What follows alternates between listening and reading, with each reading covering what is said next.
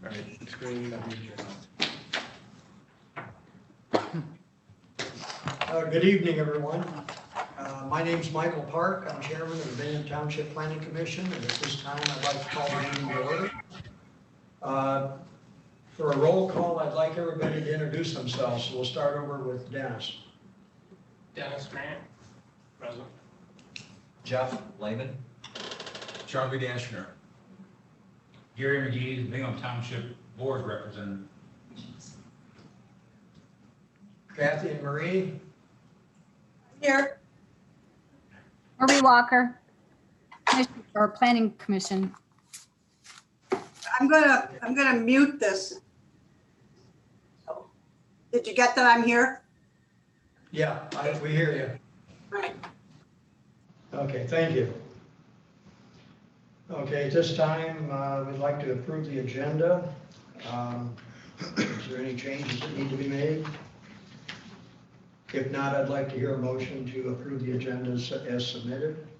I move to approve the agenda as submitted. Do we have a second? I'll second. Dennis? Okay, it's been moved and seconded to approve the agenda as submitted. Any discussion? If not, all in favor say aye. Aye. You should do a roll call. Got to do a roll call. I'm sorry. Okay. Dennis? Approved. Approved. Approved. Charlie? Yes. Kathy? Approved. Marie? Yes. Thank you. So it's approved. What we got? So I guess it's all of us, 7 then. Okay, this is so different for me, so you'll have to excuse me. At this time, I'll open for public comment on anything that's not on our agenda for this evening.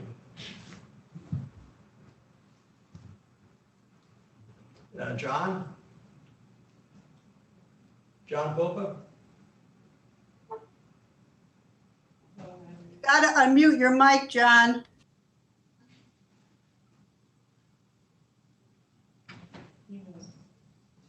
Can't hear you.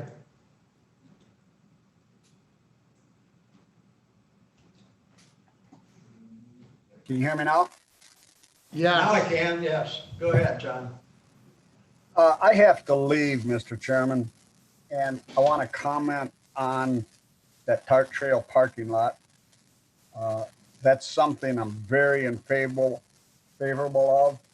I know the road commission has worked over the past years with TART to do something about that parking, and I'm very happy that the planning commission is moving forward with this.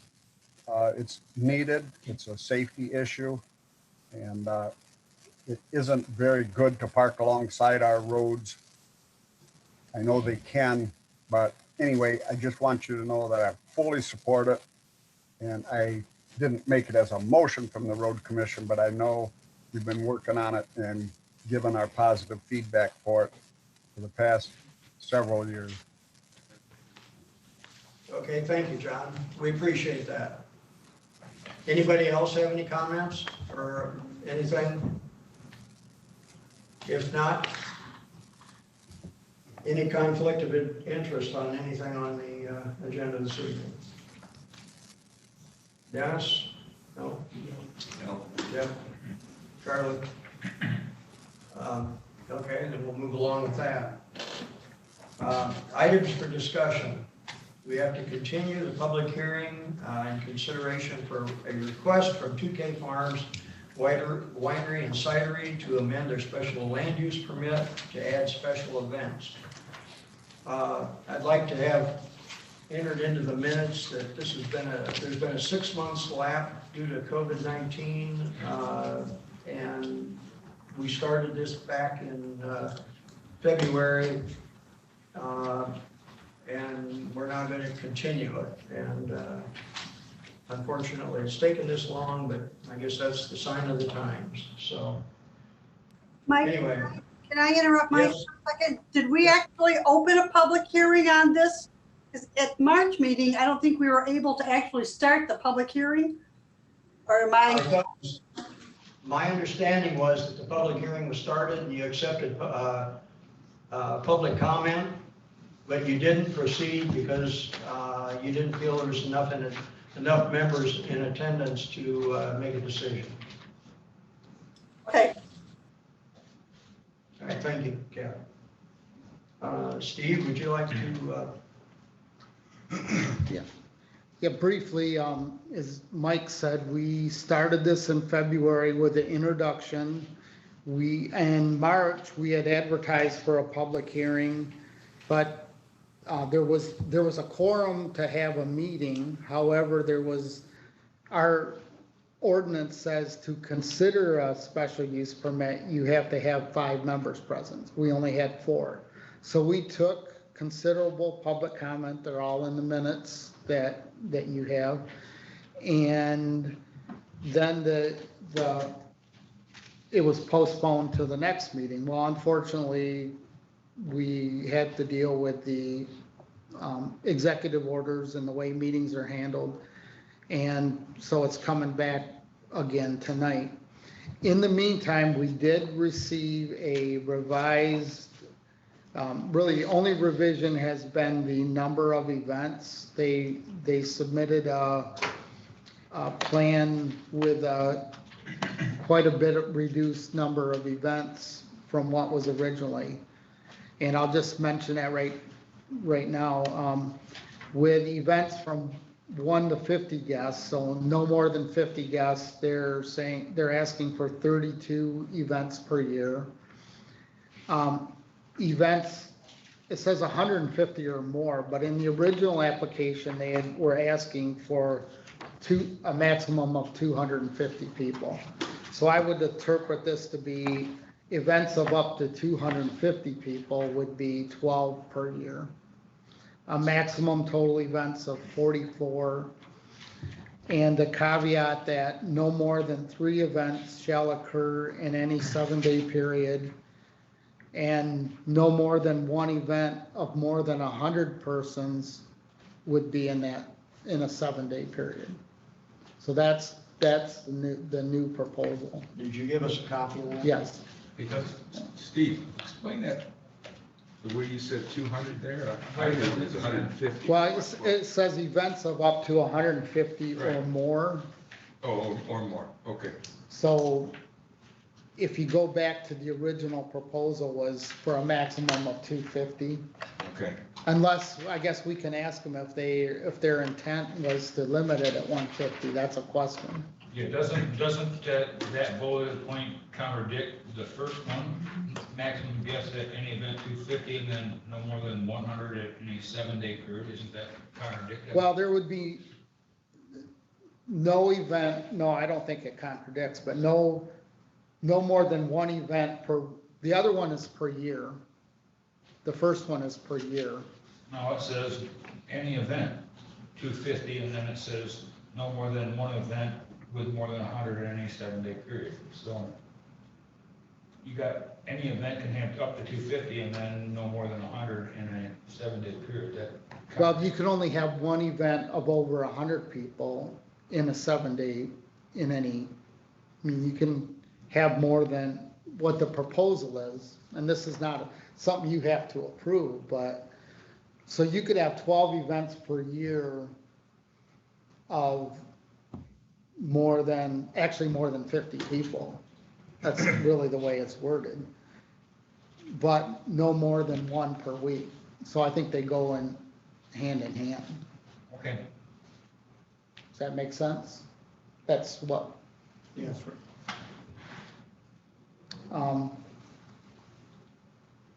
So that's the only thing that's changed. We did get 1 public comment, which was from David Grum, was received on August 3rd in support of the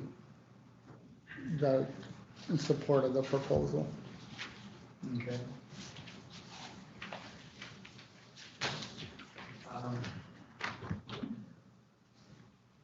I guess we have to let the applicant, yeah. Does the applicant have anything to add to what Steve has said? Yeah, so I'd like to clarify on the events. So we would have events of 1 to 50 guests 32 of them. And then larger events, so up to 150 or more, that'd be 12 of them.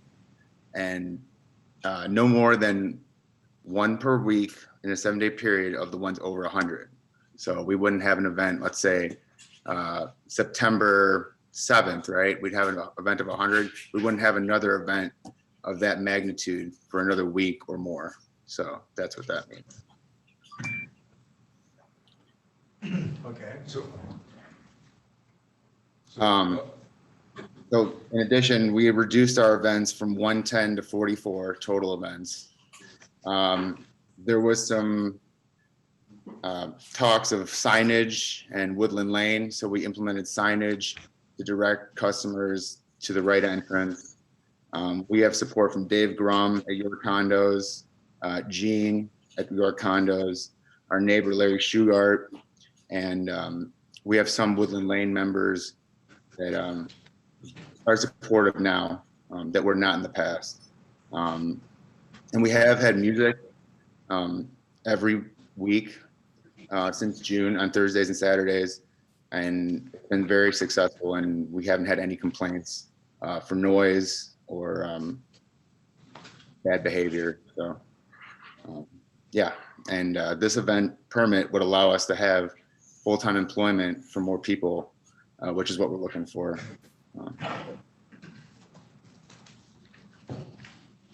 Okay. Couple questions. Thank you. Go ahead, Charlie. Okay, I want to understand the events again. If you have an event with 75 people Sure. and another event of 120 people, that's part of your 12, is that correct? Yes, it is. Yeah, so any event over 50 people will be But part of. anything over 50 counts as one of the 12, right? Yes, it does. Exactly. Okay. Yes. And then the other question I have is you said you've had music there. What, is it a guitar player? Was it a DJ? Yeah. So it's just acoustic guitar, single player, maybe 2-person, like a singer, and then acoustic guitar. Yeah, we haven't gone past 7:30. Yeah, they're usually an hour and a half event. And those people were directing their music towards the lake, or were they down in the road directing? Oh yeah, right. So we have our music directed away from Woodland Lane, away from York Condos. So either facing the tasting room, right? So facing the west, southwest, something like that. Yeah, or facing the building, so that buffers the noise. Yeah. Okay, thank you. Yeah. Okay. Any other comments from the planning commission? Or questions, I mean? No? Oh, Gary? Just a question, only because, and it's for Mr. Fehrenbach. I haven't been getting a text from somebody that's online, but we aren't seeing them. Are there more people that are watching that you know about that are not on the screen? Should Marge not put that in the minutes? Well, usually you just say guest present, right? Or are there members of your board that you can't see? And how does she usually, when somebody's in the audience, she lists number of presents, but does she have any way of knowing how many other people are not on the screen but are attending or watching? I show Jen Porter, Julie Clark, and someone named Supervisor, as well as Kathy Egan, showing up on the Zoom. But you also have people watching your live YouTube stream, and that says 23 people are watching. So it depends on how you want to count them. It's not, I was just bringing a point that I'm getting a text from somebody that says they're watching, but they're not on the screen, and I just wondered. If you're on YouTube, you're not gonna be on the screen. No, But they can call in. There's a phone number to call in, right? Correct? when you get to that point. Yeah, when we get to that point, they Okay, can call all in. right, it was just this is all new. to all There's- of us. Oh, no, that's Just- fine. There's I was 2 just- ways people can comment. They can comment by YouTube, either phone or on the computer, or by Zoom on the computer or by phone, or watching the county YouTube channel and then calling in. So there's 2 ways. Just Okay. Because of the text that I got, the gentleman that we're addressing us, can they identify themselves? The person's asking who they are. Oh, who they are, okay, Oh, yeah, good idea. Mike, I have one question for Mr. Gazalco. Okay, well, I was just gonna, yeah, gentlemen from 2K, can you identify yourselves? We've got an email or a text asking who you were that were talking, so, I'm George. I'm Max. okay, thank you. Okay. Jeff, go I ahead. have a question for you, George. When Sure. Charlie had asked about the volume, when you had a guitar Mhm. player or a singer, is that volume similar to the volume you're proposing for events?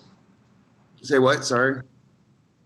With that volume, would you consider it similar to the same volume you would be looking at when you have events there? Yeah, it would be this. Yeah, exactly. We won't have like a loud band with like, yeah, no, it would be the same type of music. Yeah. And our sound plan calls for all that too. So I have another question then. You made statement of a band before I asked my question. What did you say? I didn't hear it. Well, band could be 3 people, right? Two to 3 people. I mean, I say band and just perform. We you know had- what I mean? Yeah. We had they're an acoustic group, the Dukes, they're people, so I guess those could be considered Band, right? yeah, So- right. Oh, all right. So I want to understand some more what you're saying here in this. I think I understand you that under weddings, Mhm. it says groups larger than 52 will have to have a tent, in which I'm assuming that tent is going to go on that flat area, and those groups would be one of those 12 groups then, correct? Yeah, sure. Yeah. Or of 75 people, you know, yeah, exactly. Sure. So then technically, your 32, request for 32, Yeah. all will face your facility, and they will probably all be similar to the type of band or music that you presently have. Is that correct so far? Yes, I follow that. And Okay, then, and then, now, I'm sorry, now the other groups, the 12, in Sure. other words, if you have a bigger than 12, Yep. they will have to in a tent, put the tent on that big flat piece. They will Okay. have to point the music towards the, I'm Tasting. sorry, I call it, face it towards the Yeah. tasting. Okay. All right, so then, okay, that answers that. So technically, 12 times a year is in my opinion, you would see a tent because the group is bigger than 50. I mean, if I understand this right, and it that's doesn't where have you to could be a have, tent. I mean, it could be chairs out there in the mound. It doesn't have to be a tent per se. We have, oh, okay. we have a Okay. tent currently actually on our porch outside the tasting room. So, yeah, there doesn't have to be a tent on the mound, but if there is a, you know, In case of weather or whatever, if they request a tent, you know, if they, you know what I mean?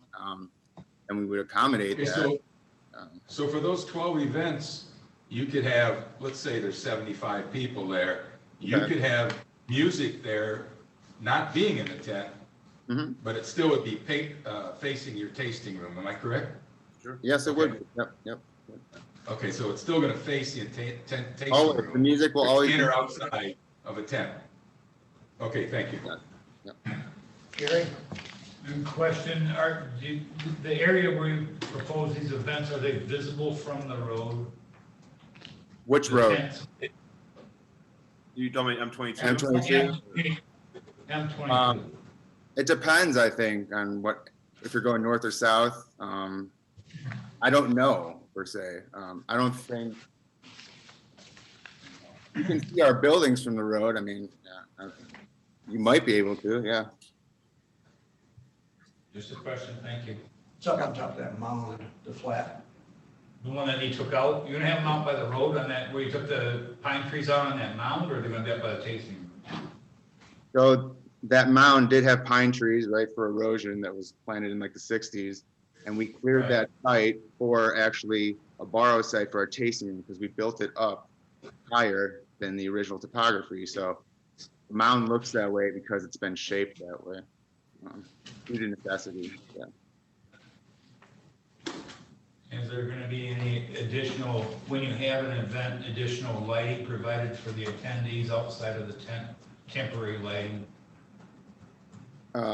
All lighting would be in accordance with Bingham Township, ordinances, so, yeah. Okay, thank you. You're good? Okay. All right. Any other questions? I have a question, Mike. Go ahead. So I'm still, is the maximum number of guests still 250 or is that reduced to 150? We would like it to be 150. We think over 150 is excessive, so. Yeah. So when you say events with up to 150 or more, it's just events with up to 150 is 12. Yes. I'm looking at the highlighted part on what we received from Steve. Okay. So you can scratch the or Scratch more, the or more out, yeah. right? Yes. Okay. Thank you. And are you, when you have events with 1 to 50 guests of 32, if you had more, I mean, if you had 40 with less, with between 1 and 50, that would just decrease the number of larger events? Is that what you're thinking as well? No, so we have 32 events of 1 to 50 guests. So if we have an event of 40, we would take that from 32. My question is, are you limiting guests of 1 to 150 to 32, and you cannot have any more than 32 for guests that have up to 50 people? So we're asking for 12 events of up to 150, Okay. 32 So events that's up my to 50. question. This is my question. Let's say you cannot get 12 events with 150. Right. up to 150. So Okay. you can get 40 events with less than 50 Okay. guests. So do you want?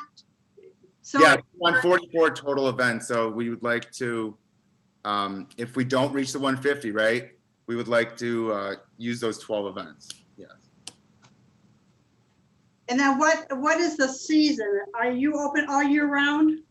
Yes. So an event could also be like snowshoeing in the orchard, stuff like that, yoga in the orchard, Private dinners. private dinners, In the tasting room. yeah, those kind of things. It's not just like you rent the space and And it's not exclusively on the mound as Yeah. well, so the tasting room would be utilized as well. How many can you get in the tasting room? the occupancy permit is for 52 in the tasting room, but it's more for outside. the We also tasting have an room. exclusive patio.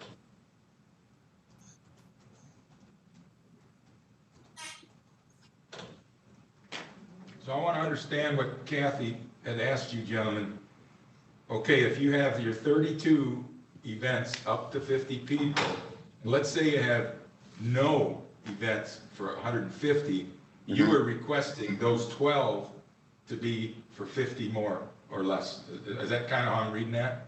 Or up to 50? Yeah, or we would less? like to have, exactly. Yeah. You So want if we so have 12? more than 50 people, right, those 12, we'd like to utilize those 12 other events that are not the Smaller largest. capacity. Yes. And you're going to utilize them because they'd be Well, as 50 guests, right? I mean, we hope that we could, book half Yeah, of sure. it. It's not guaranteed that we're going to book 10, I mean, that's the thing. Sure. We're new. But this is really for the economic viability of this company and Yeah. employing our employees all year round. We'd like to have events in the winter to sustain their employment. It's like every other winery Exactly. in Bingham Township. And the amount of events are in line with Mauby and other wineries. Shady that already- Lane. Exactly. So, and so we're well below Coney. what Black Star Farms has, our neighbors. So we're doing everything in line with other wineries that already have their permit. You understand though, that when we look at these applications, we don't do what other wineries are doing. We look at every winery specifically as. Absolutely. Yeah. It's a case by case. Right. Absolutely. We understand that. Yes, absolutely. Yes. Mhm. But we're not trying to do anything excessive. We're just trying to do What everybody else is doing. So whatever. What everybody else is doing isn't the standard, is the point I'm trying to make. Well, we're trying to tailor our events to this space and this experience, and we're not trying to copy other people per se. We're trying to make this our own and just follow in line with Whatever is the appropriate. township, what the ordinances are, and that's all we're trying to do. I'm not trying to argue with you on that point. I'm just making. Yeah. I understand. Yep. What other wineries do isn't necessarily the standards that we're gonna consider. Every winery is different and yeah, I agree.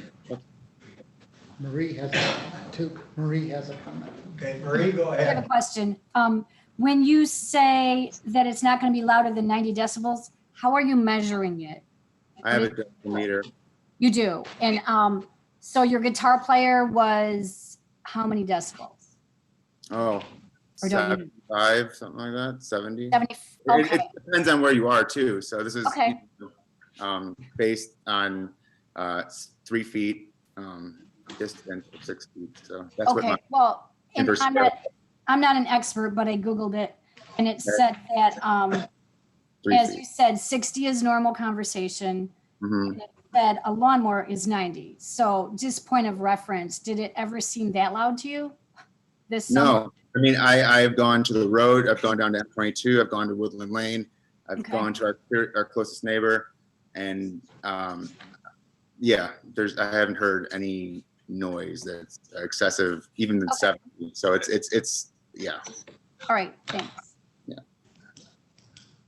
Okay, Speaking of noise, this example, this sound level thing, Yeah, sure. I've seen it before, but I've Mhm. never been able to understand it. Can you give us a layman's term of what that's trying to show? Because I'm kind of interpreting is if this is your point where your sound is, the Sure. sound will go out like this, I guess.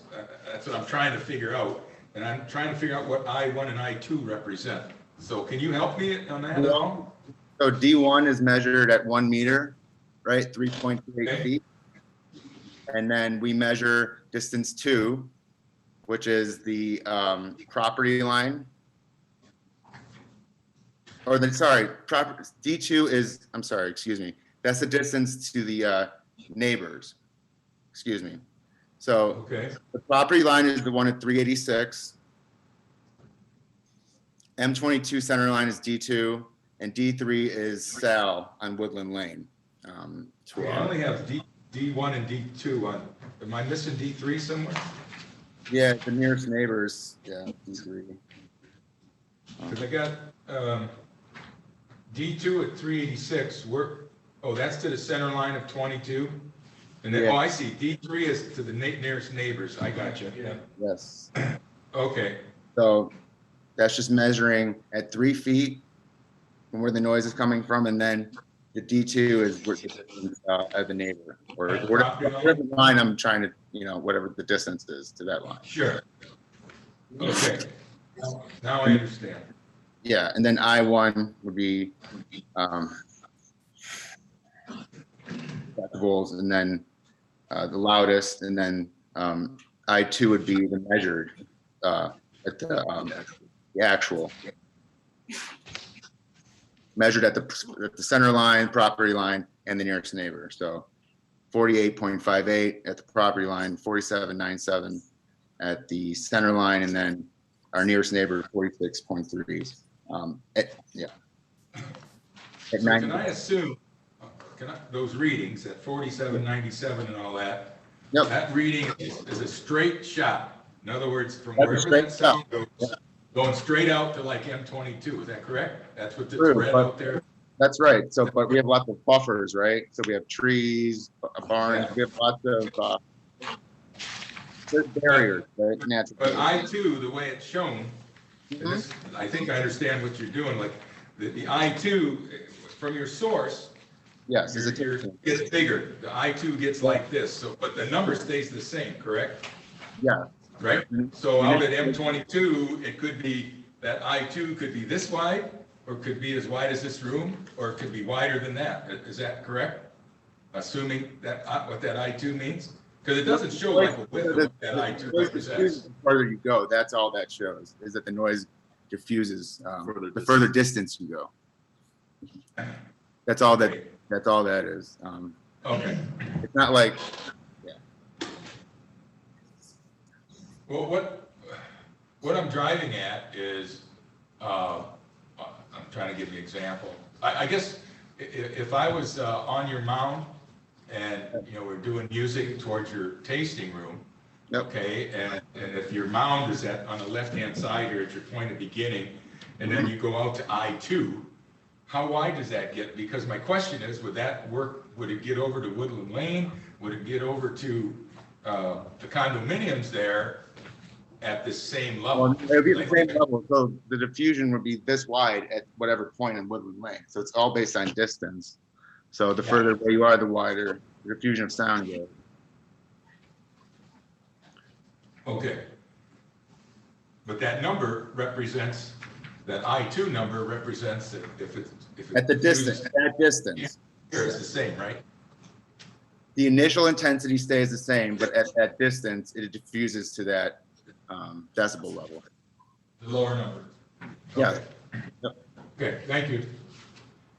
I just have one more question, and I'm sorry, I'm not an engineer, so you're gonna have to just bear with me. So say you have your speakers and they're aimed at your tasting room, Mhm.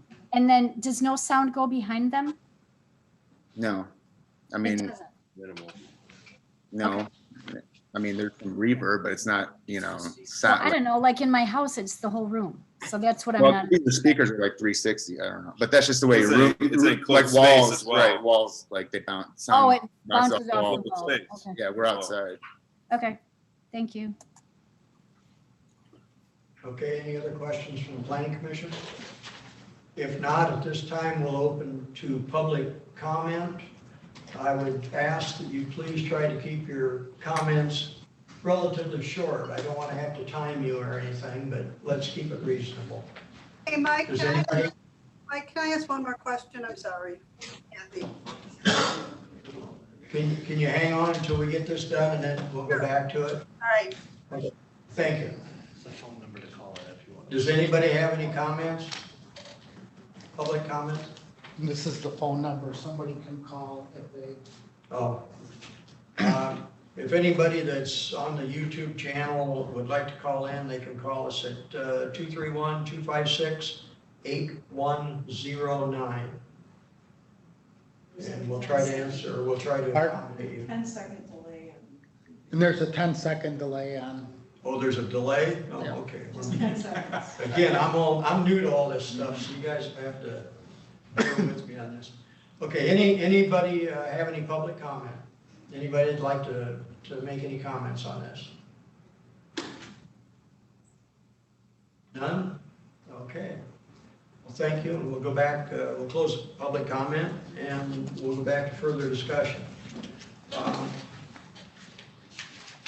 I'm having a bit of a problem with the number of events asked. I asked Steve, when this was first submitted back in January, to come up with a comparison of winery activity events. And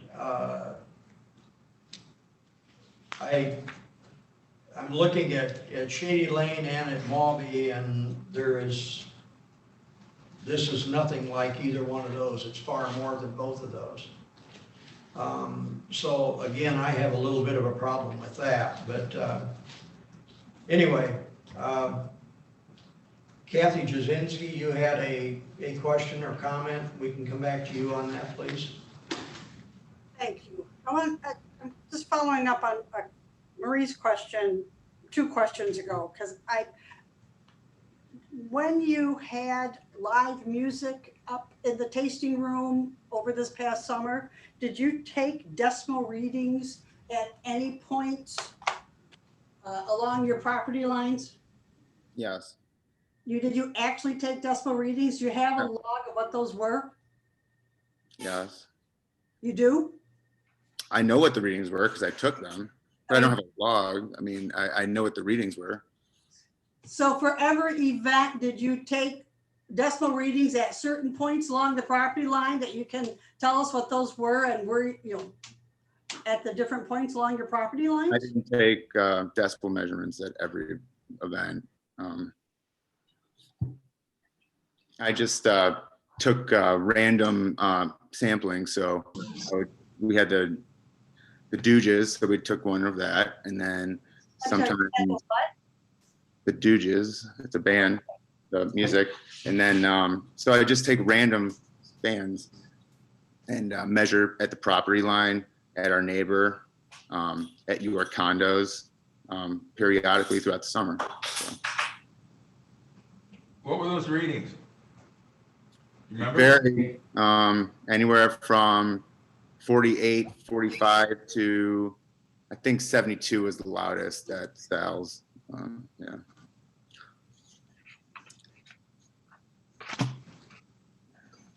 Okay.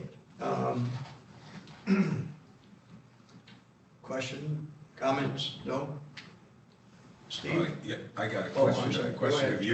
of you. Oh, Okay, you had discussed Shady Lane and whatever the other one was. Can No. we hear those figures? Do you know what those were? oh, I got them right here. Yeah, thanks. Okay, Shady Lane Cellars, has a maximum number of guests of 150. They have up to 12 events allowed of up to 150 guests. They have up to 26 events allowed of up to 40 guests, and no more than 3 events in a 7-day period. Okay? Okay.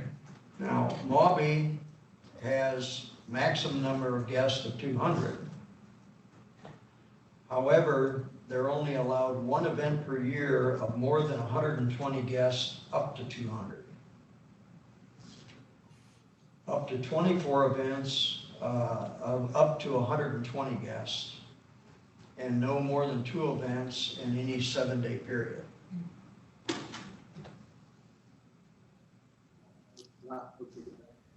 Can I make a comment? We have the numbers for Saucony. I'm sorry? We have the No, numbers we don't. for Saucony. No, we don't. Do they have events? Yes. They do, but we don't have them. I don't have them. I didn't go back that far, Kathy, I'm sorry. I would just make a comment, Mr. Chairman. I think that, and they pointed out, we need to evaluate each location individually because they're physically different, they're geographically different, the surroundings are different, and I think that by comparing them or making them equal, although I understand the intent, I think that they need to be, that we need to evaluate each location individually because of those things. I agree. However, I also heard the comment made earlier that they were in line with the rest of the wineries in the area, and that's not totally true. So I'm just saying what I have here, okay? We're not trying to compare them. You just made the statement. You know, you felt this might be a little out of line. It's the only reason I asked you what your basis was. Right. Each one of these is its own individual thing. Absolutely. Like those guys are aware of. So Yeah. it just gives us a nice barometer because the other two, or that was their individual thing, that's this individual thing. And you kind of just made the comment about, you know, you thought it might be a little excessive compared to what? And that's the only reason I asked you that. No, So that's thank fine. you for that info, because we have to treat this individually anyway. No, I agree. Yeah. I agree. I just want to qualify it, but, because Shady Lane and Black Star came in after that, and you had approved more events, but it was based upon them being in a barn. And they never did the barn, so they're back to what? Right. Number. And a Black Star was supposed to have the new driveway entrance, which they didn't do, so they're back to their original number. They had asked for like 100 and some events, but, which had been approved, but they didn't meet the conditions of that approval. So I wanted just to point that out, that, like you said, you look at every site specifically.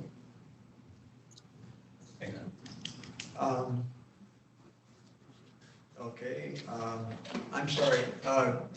2K, you were going to have something to say? Maybe we interrupted you. No, yeah, so we'd be lucky to, you know, get half of these events. We would just like to have the opportunity to maybe get that amount. And and we just based this on what Shady Lane's approval was, what Mobby's approval was.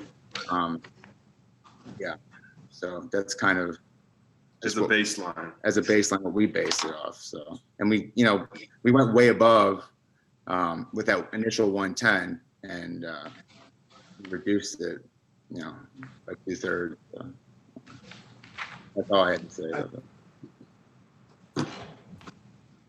I think something else that ought to be noted is that in these cases between Shady Lane and Mobby and Black Star, we started out rather conservative with the number of events that we allowed them. And in a manner of speaking, they needed to prove themselves that they could blend in with the community and not create a problem. You know, in your particular area, Shady Lane is the same, and Mobby's actually the same, that with the development around you that was there prior to you establishing your business, you know, we have to take that into consideration, you know, as well. The number of people, the, you know, the everything that's around you, you know, so those are things that we have to look at. And, you know, at this time, I mean, if we approve a certain number and everything works out good in a couple of years, you come back and you know, of course, if everything's good, then we can, you know, that number can go up. But we need to have a starting point, I think. So anyway, Steve, do you want to? I just want to reiterate that the events would be both in the tasting room and vicinity of that and the area that they described between that and the highway, that mound. It's not a mound, but it looks like a mound. The parking on the site plan was going to be in the area to the south. It was not going to be a asphalt parking lot. It's going to utilize the ground that's there. And it's next to the woods there between the tasting room and the York area. If you remember that the biggest concerns were noise, of course, was the biggest concern expressed at the public hearing. The number of events was a concern. There was issue with traffic using Woodland Court by mistake. And they, as George pointed out, they did put a sign, there's a sign there at the entrance of Woodland Court that says the entrance is further down. And remember, we did that with Shady Lane too. They were having the problem with Euchre Drive. So hopefully that was gonna be a condition, but I think they were proactive and did that. And then they have been having live music as we've talked about. As far as agencies, the health department's already approved that, the tasting room area, they got a septic system. They already have a commercial driveway approach. And then this involves no more grading work, so it's all set there. So agencies aren't really an issue here. You know, we did go over before the land to the north is it's zoned agricultural, but it's residential 2-acre lots. The land to the east is on M22 and Lee Point is zoned residential and used residential, except for when you go north, that's zoned agricultural and is being used, it's wooded, and there's an agricultural building there. And to the south is the York Apartments which is a clustered residential development, zoned residential. And then to the west is agriculture.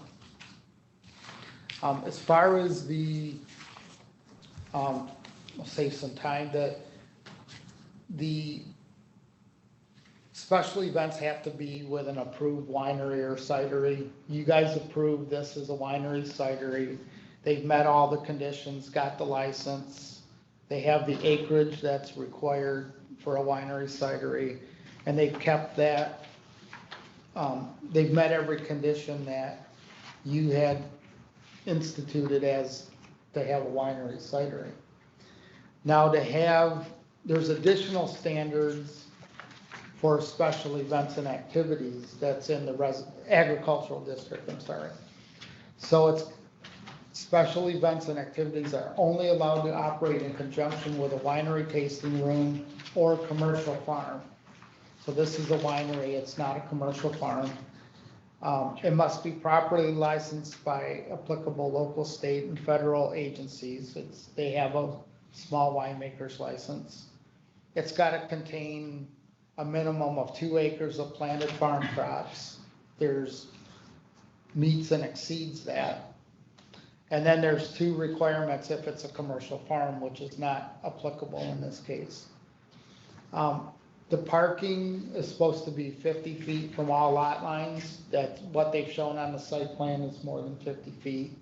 It's got to be screened from neighboring properties, and that's something you guys have to determine.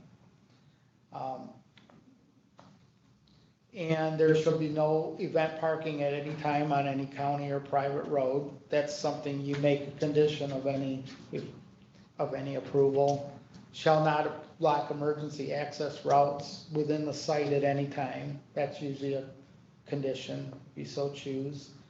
Parking attendants shall be present to assist guests with parking if determined by the planning commission at site plan review. I would recommend that you have something like that just to keep people in the right direction. And then outside transportation shall be offered and encouraged for events if determined by the planning commission. Just a question, Steve, back to the parking. Can we, are we able to say for events over, say, 50 anticipated guests, they have to have an attendance? Yeah, that's what we did. We set 100, I think. Okay, all right, so we're able to set up anything that anticipate more than so many. I mean, Right. event for 25 people, they shouldn't need a parking. Yeah, that's what you normally do. Okay. And then all exterior lighting shall comply with the outdoor lighting standards. That's usually a condition as well. They have given us the number, so this is prior to occupancy, so this would be something that's followed up, but they've already given us the occupants for each building. The occupancy is 52. We need prior to occupancy, we need the capacity of the bathrooms and septic system. I think they gave us that. They gave us a copy of the health department permit to begin with. And then additional portable toilets must be provided for any guest exceeding the aforementioned number, which that's usually would be a condition. Outside activities must be completed during daylight hours, but no later than 10 p.m. Inside activities must be completed by 10 p.m. except as included in the site plan, which that, I don't believe that. Is that what you have now with your music, George? You quit at 10? No. Oh, we How late do you run? well, we're only open till 8 o'clock, but the music's only been till 7:30 or so. Okay, thank you. So then, any music or entertainment must be for background purposes and not a featured item of the activity. So you can't have a concert. Sound levels at any property line shall not be above normal conversation levels. I think that's what we've always used as a standard. I would suggest we put a decibel level in there as well. Even though we don't have any way of measuring it, but there was a court case. Remember when we met in March, we were talking about a court case in Benzie County where a judge didn't like the normal conversation level language. And maybe Kathy wants, because Kathy's firm is involved in that, maybe she wants to weigh in on that. But I would say I think I heard the number 60 decibels, normal conversation. We've heard as low as 43, I think, that they've recorded. Yeah, but then he recorded 72, and I think 72 at the property line's probably above normal generally.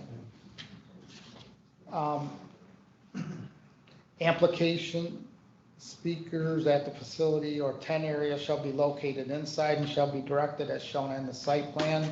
That's something you'd want to be very specific on, is that they wouldn't be pointed toward M22, Woodland Court or the York Apartments, which they said they weren't gonna, but that would have to be delineated.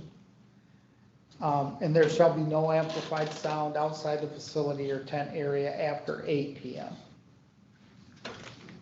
Yeah. I'm just gonna throw this out because this is how I feel about it, that because of the location and because of the close proximity to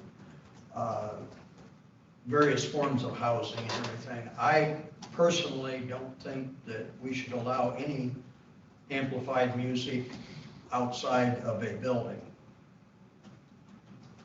But that's my personal feeling on it. With all the question, but as long as it meets the decibel level, doesn't matter.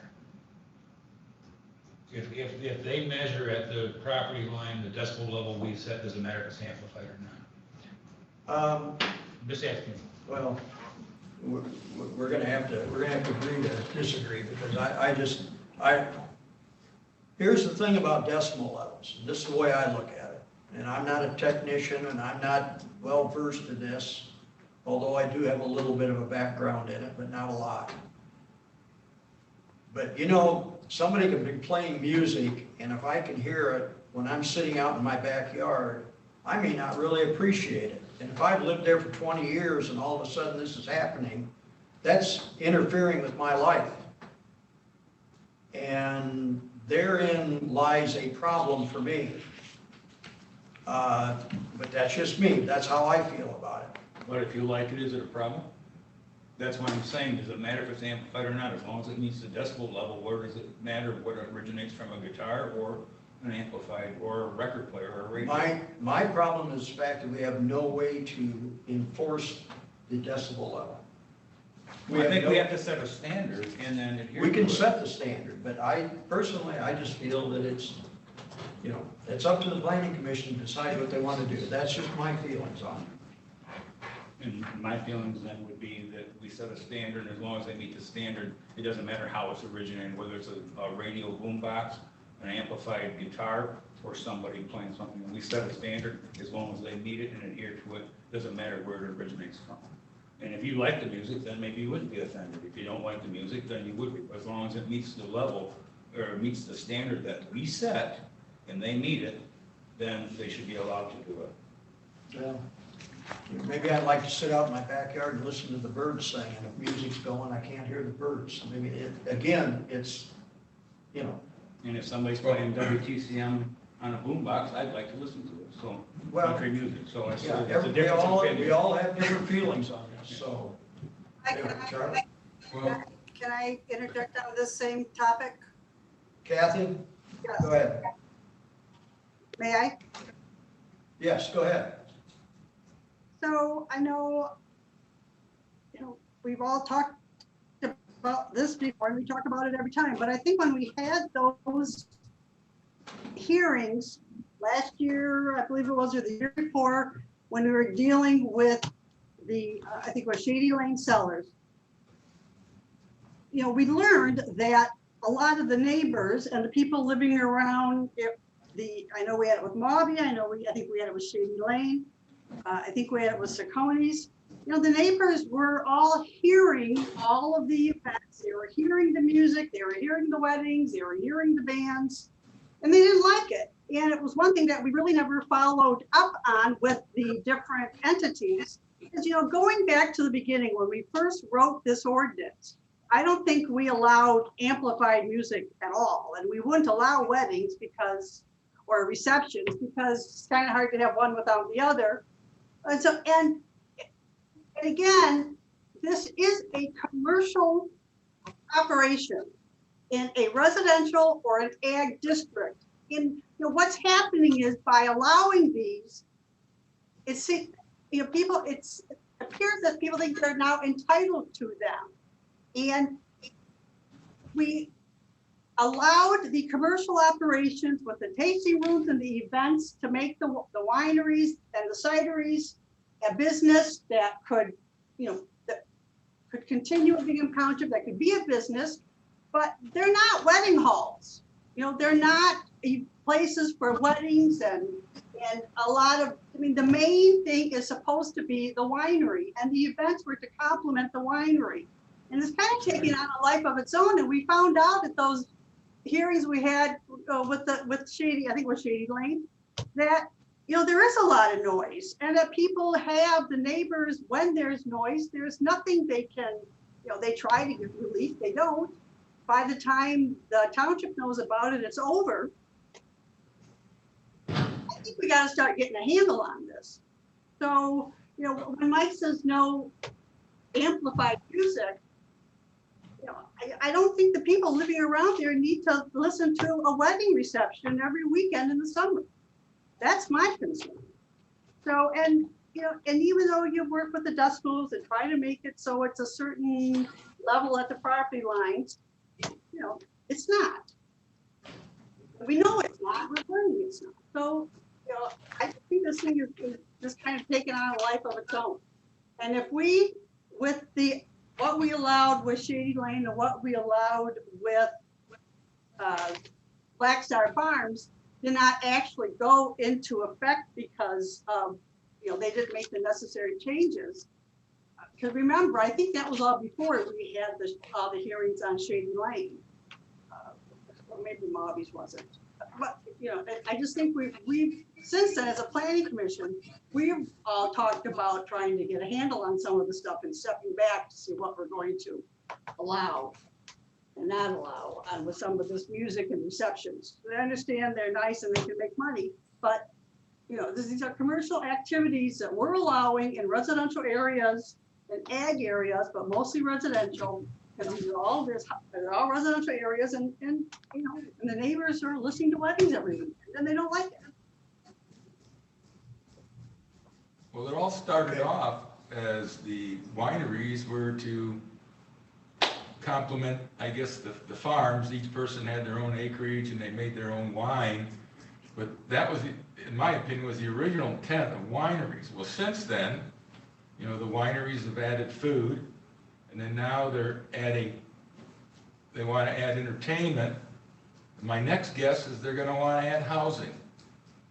My point here, and I'm agreeing kind of with Kathy, is, the residents were here first, and the intention was for wineries to complement the area, complement farming, and now it's becoming, which it is, a commercial thing, and it's becoming an event center, is what's happened with the wineries. And so, and these gentlemen have done a great job with their company here, but they want to get on the bandwagon with everyone else who has done it. And so, you're right, Kathy, where are you at? What do you do with it? Because all these places have a residence near them, okay? And they all have the noise issues near them. And so this one will be no different, even if they meet the standard, they're still gonna have somebody who's gonna hear the noise and not like it, like Mike is saying, because we're basically farm residential. That's what this township is based on, was based on.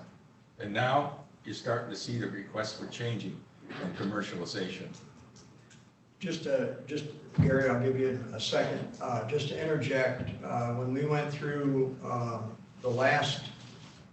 back in 2017, we went through a change with Mobby's on their special use permit, and in the end, we decided not to allow, correct me if I'm wrong, Steve, but we decided not to allow any amplified music there due to the close proximity of Bucher Lane. I thought that was included in that. I don't think so, but. I thought it was. Okay. Maybe you can check that for us, please? Okay. Okay, Gary. All right, and with all due respect to all my fellow commissioners, as the township board representative on this commission, I think that the times are changing. We're addressing at the township board level short-term rentals, and the financial impact that these places bring to the township extend beyond just the event. And I think that we need to consider that. We have, as a planning commission, been very good to prevent urban sprawl as far as big box businesses and stuff through the zoning process. However, I think that the impact of allowing these events, and we have done it in the past, and to restrict additional or whatever, impacts the township revenues, and impacts beyond the township level, beyond the township boundaries. And I think that they are an important part of that. We need to come up with the times. Yes, it's not the sleepy little township that we used to have when I moved here 30 years ago.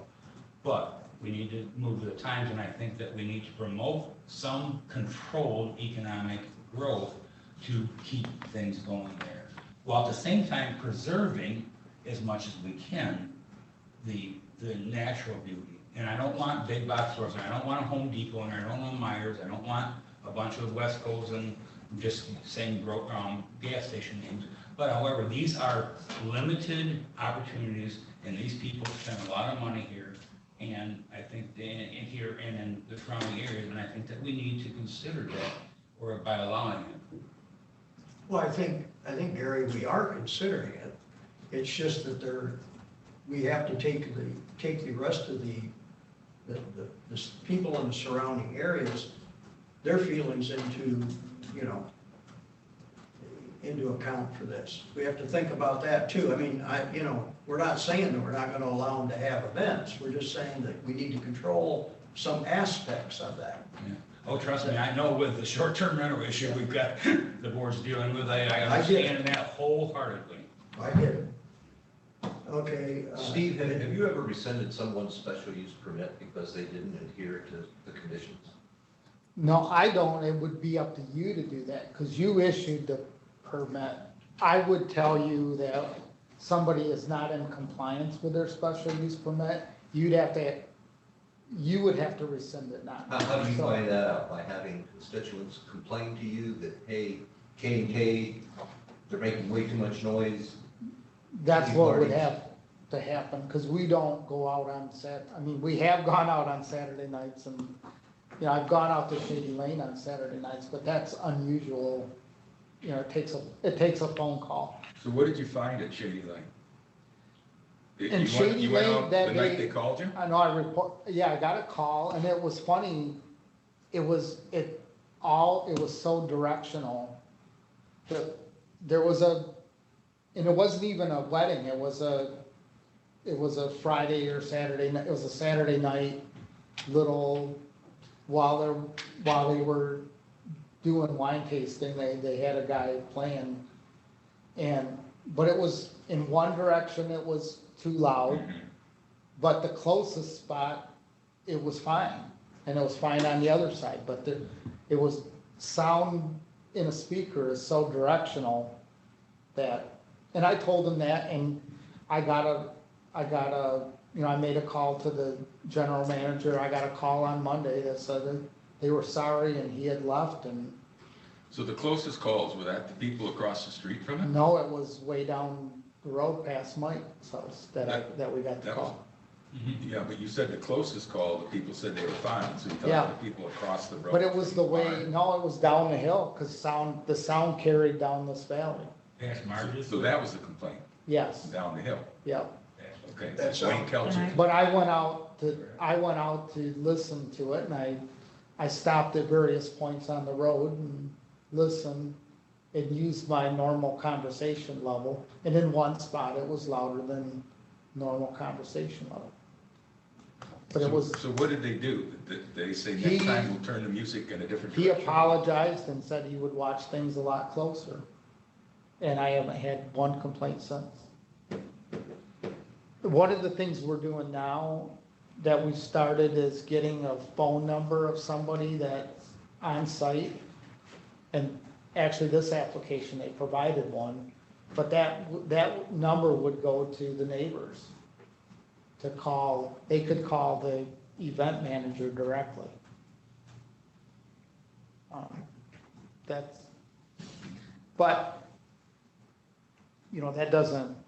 That's an after the fact thing. And it comes down, we don't have a way of measuring decibels yet. We'd have to do that. And we don't have the staff or time to be out patrolling wineries on Saturday night.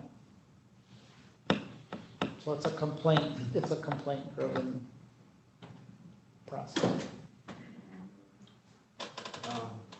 Okay, do you want to continue on? Yeah, I just, so quickly, you have to submit a log of activities. That's something everyone has to do. The noticing, I mentioned that briefly. You amended the ordinance to allow, if you guys, as part of the approval, say a notice has to be sent out to the neighbors with the phone number and contact and sound information, you can have me do that. And then it says you have the right to, you have the discretion for the size and function and number of guests. And you have the discretion to determine parking and whether it needs screening or not. Temporary structures are allowed, such as a tent, if it's part of the site plan.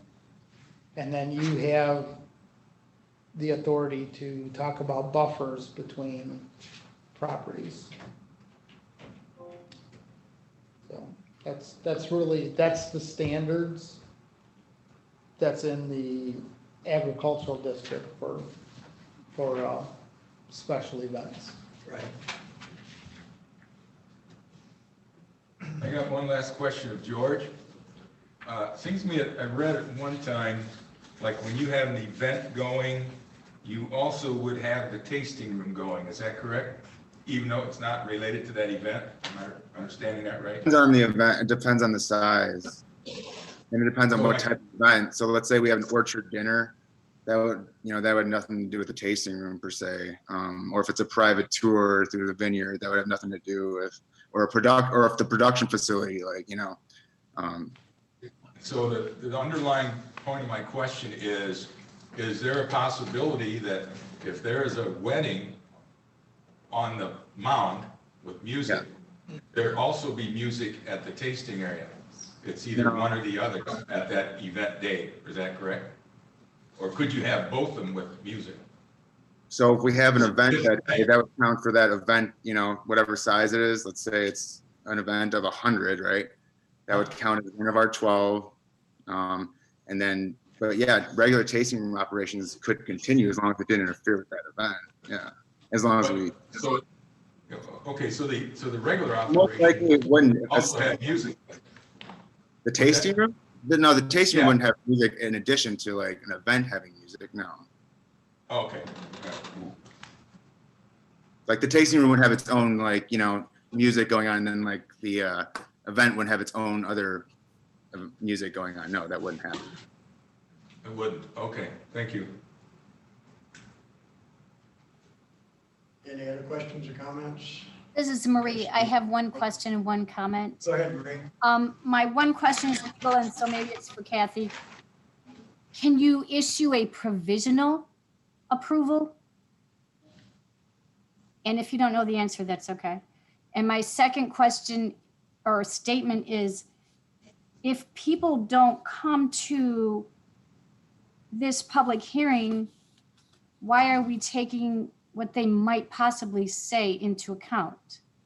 Because I know that people said stuff in the past, but I mean, how do we know if they even still live here? It's like, I don't want to say, well, once last year somebody said something. I feel like my personal opinion is if they don't come, then they don't get to weigh in.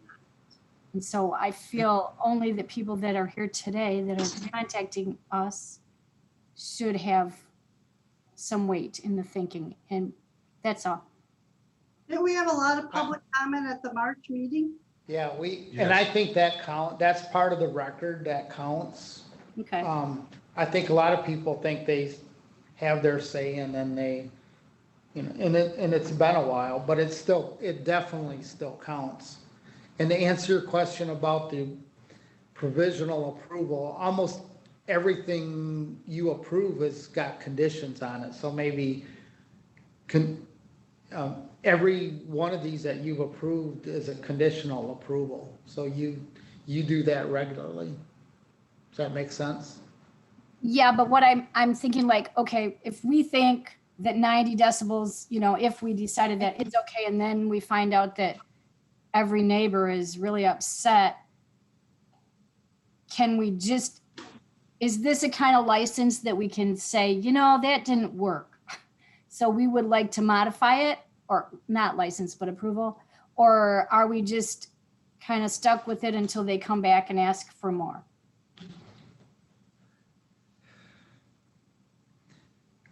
I don't know that there's any provision in our ordinance that says you can come back and Okay, open it up again unless there was a violation. okay.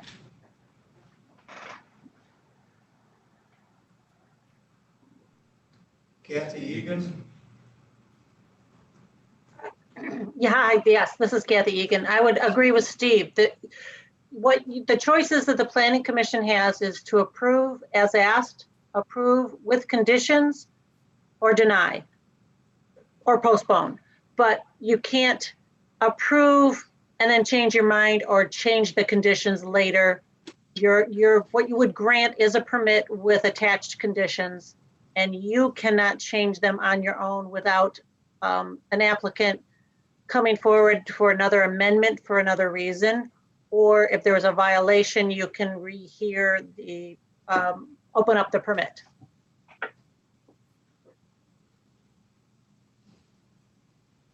Okay, Marie, did that answer your question? Yes, thank you, I'm set. Okay. All right. Steve, do we want to go through? Well, it has to meet the request has to meet the standards for special land uses. You know, number one, it's designed, constructed, and operated and maintained so that it will not change the essential character of the district in which it is proposed. So that's always the tough one, and that has to do with the noise and number of events. It has to be served by public facilities and service, including streets, roads, parking, police, protection, etc. It can't unnecessarily burden the capacities of public services and facilities.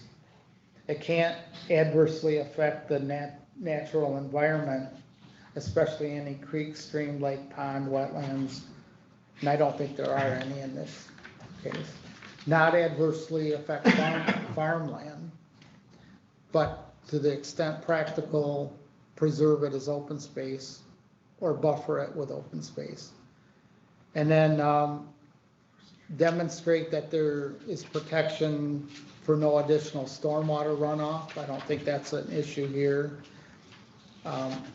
Then there's one about screening, including trash, that parking, loading areas, and storage areas be screened. That's something that you have to take a look at. Lighting needs to conform to the ordinance. It has to meet the requirements of the district, which we went through that a little while ago, and then has to be in compliance with all the other agencies and permit requirements, which as far as I know, they are, but that's usually a condition of approval. So if you guys think that the request meets the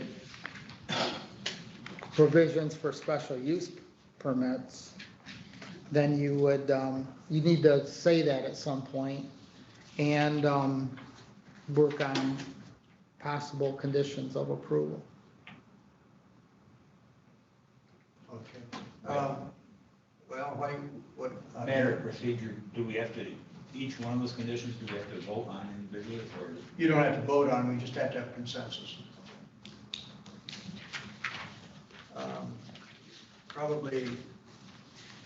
Probably we ought to go down through them and just go through them as quickly as we can. Okay. And see if we can come up with anything. Okay, be designed, constructed, operated, maintained so that such use will not change the essential character of the district classification in which was proposed. I guess the way I read it, I would say it meets that. Anybody have anything to say about that? Is this correct or not? I think it's changing the character. It's a winery that's now leaning towards an event center. That's changing the character as far as I'm concerned. Still a winery. It's just adding some events. It's still a winery. When the events aren't there, it's still a winery. I guess I have to agree with Gary on that. Okay. It's enhancing it, I agree, but I don't think it's changing the character particularly. Maybe I'm wrong, but But loud noise could change the character. yes, it Well, could. that's- Yeah. So if you're not careful with the noise, that would change the character. That's kind of what. Yeah. That's kind of where I was coming from. I didn't say that. But Okay, no, I would it's agree part with of the that. winery. It's just that noise could create. So if you don't character. have some kind of safeguards and conditions or controls, then that's, and you can say that for these, is that it will meet that if you have something in there about. With our Yeah. if we have the conditions to apply to that. Yeah, but the conditions for the noise are provided later on. Yeah, Okay. okay, is everybody in agreement it meets? With conditions, right? With conditions, With yeah. conditions. Okay. You should check with Kathy and Marie. Yeah. Kathy and Marie, are you on board with this, or Yes. Kathy? Well, I think I'm on board, but I lost where you were on are we on special land? Are we making findings under? Yeah. special- Page 6. Yes. Page 6 of Page 9. 6 of 9. Under A. How did we miss all the stuff before it? We went through that. Can you determine that it meets all the other conditions up to this point? Well, with conditions that, did you have anything that you wanted to?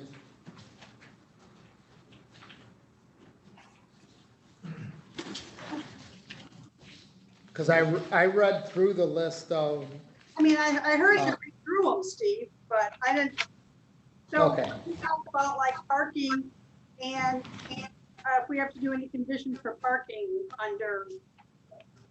So we're gonna go back then and add conditions to say, parking and special event activities and those areas. Is that how we're doing this?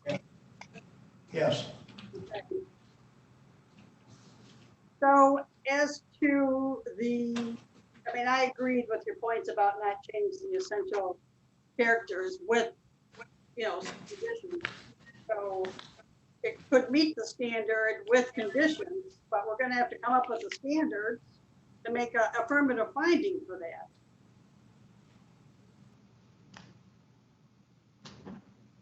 yes, Okay. That, we're gonna put conditions on it, okay? So I guess that, yeah. Okay. Anyway, we're gonna move along. Be served adequately by essential public facilities and services, including but not limited to highway, streets, off-street parking, police, fire protection, drainage district, refuse, water and sewage, and it must meet those because we really don't. Correct, I guess. It beats it. Meets them? Yeah, I would I say. agree. Yeah, okay. All right. Not unduly burden the capacities of the public services and facilities affected by the proposed special use, nor result in excessive additional public cost for the creation of facilities and services not otherwise available. I think meets that, I would say. Is that agreeable? Yes. Nod? Okay. Not adversely affect the natural environment, especially any creek, stream, lake, pond, wetlands area, floodplain, or groundwater. It really probably doesn't apply in this particular case, but it does meet that. If I get ahead and somebody disagrees, please speak up. Not adversely affect farmland to the extent practicable, preserve it as an open space or buffer it with open space. I guess it would have, I would have to say it meets that, I mean, because of the fact of what's going on there now, Yeah. but, okay. F is not, Lookable. Stormwater runoff, so you don't have to worry about that. no. Okay. Provide all off-street parking and all loading and unloading areas and outside storage areas, including areas for storage of trash, which face or are visible from neighboring property or public thoroughfares shall be screened by a vertical structure or plant materials no less than 6 feet in height. The question is, do we feel that there is other screening that's required? So I have a question. I don't see, did we require, is there screening now? When you talk about additional screening, what screening is there? What we're asking right now, it's just natural. There was screening that was required between the tasting room parking lot and the woodland court area. They had to plant some trees along that line to begin with. So originally, yes, there was trees planted. Wasn't there a fence proposed or installed? And- Gentlemen's right. And there was a fence installed for the compressors. Yeah, Yeah. okay. Okay, Kathy? All right, and then, so for the additional parking lot, and do we need any additional screening for that area, Steve? I mean, how, I mean, when I looked at it, it's kind of in a hole to me. I don't know, did anybody else? Yeah. I drove by it tonight, The and it's pines, basically in a hole. yeah, and there's pines And in it's- there in York. I don't think you'll be able to see it from any road or especially the apartments, because it's wooded there. Yeah, it's wooded there. And it's not an everyday parking lot either. It's just being used for events. Oh, tall Jack, Pardon? tall Jack, black everything. Okay, Okay, does anybody feel we need additional screening? No? I don't think so. Okay. All lighting shall conform to our outdoor lighting standards, and that's a condition of approval. Meet all the district requirements for special land uses in the district for which the special land use is proposed. Sorry. I would say that's another condition. If you establish conditions on about the parking, the not blocking the driveway, the parking attendant, and have things about noise in there, you would cover that.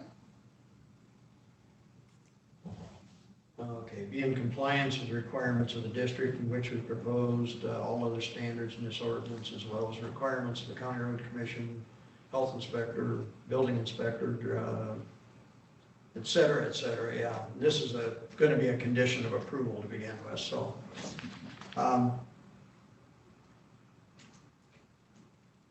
I'm wondering, Steve, if we shouldn't, rather than try and go through and pull all the conditions out, if we shouldn't allow you to do that, you know, before the next meeting and come up with a list.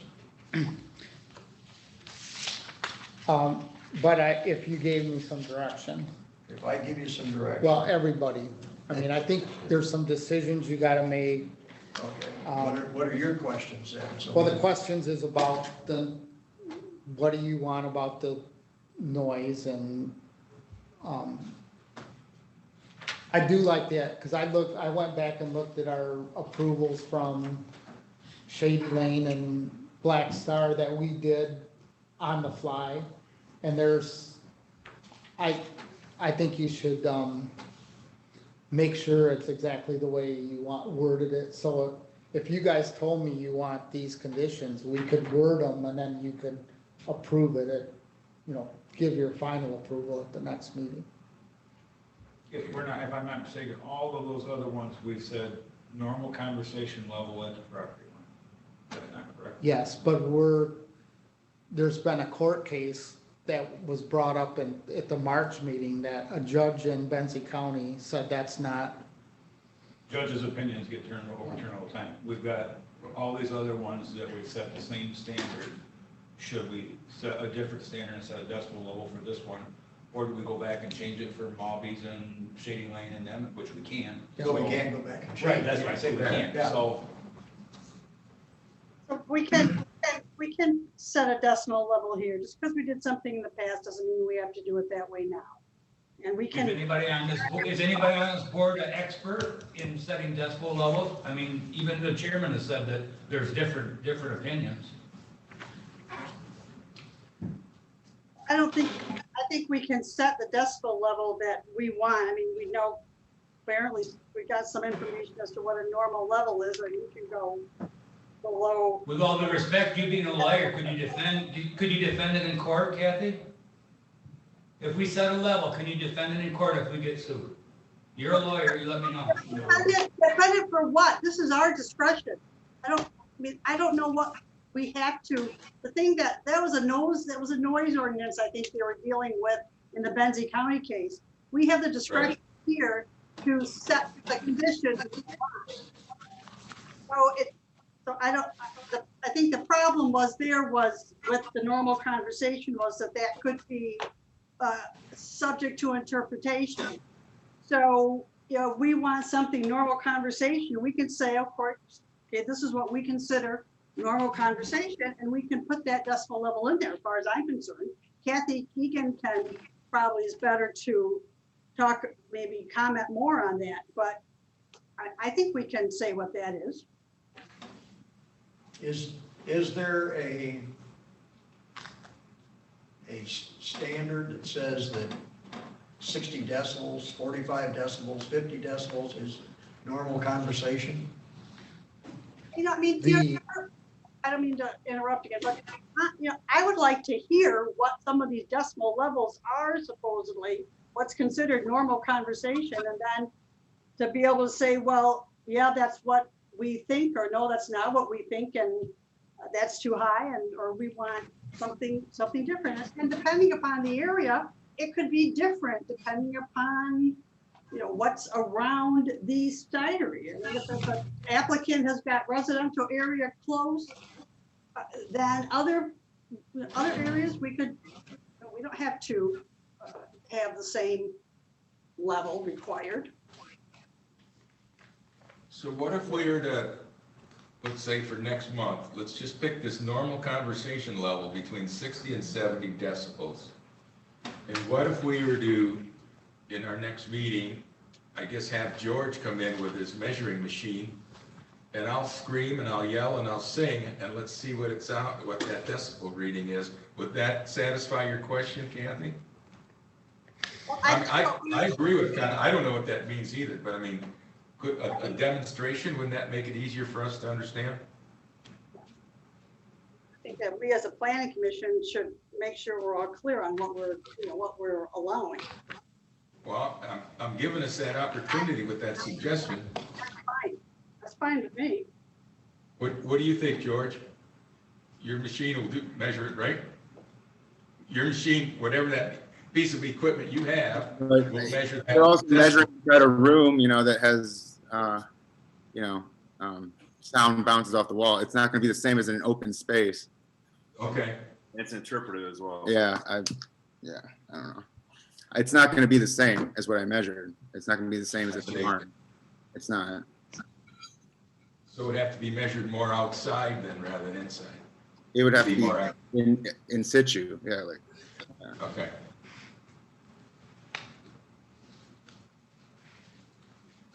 I mean, I would gladly, when we have music, when you come out and we can measure it together, that way you can see what the level is, if that's what you're like. What do you think, Kath? Kathy, is that acceptable? You have music every, you said Thursday and Saturday? Mm-hmm. So different than you guys walking that proposal across the street from the Township Hall, where you guys walked up there. Yeah. You guys went up there. Same example, Um, let's research I it. would just say if we're gonna have to do that, you better go to Mobby's and Shady Lane and do all the rest of them at the same time. Well, I don't know that we need to do that. All They're all we're different. trying to do is establish a Yeah. level that, you know. I mean, I get what's going on. If Kathy and Charlie, if you want to do it, you two get together and maybe come over when they're playing the music and go about that, and then you can report back to us on what you find.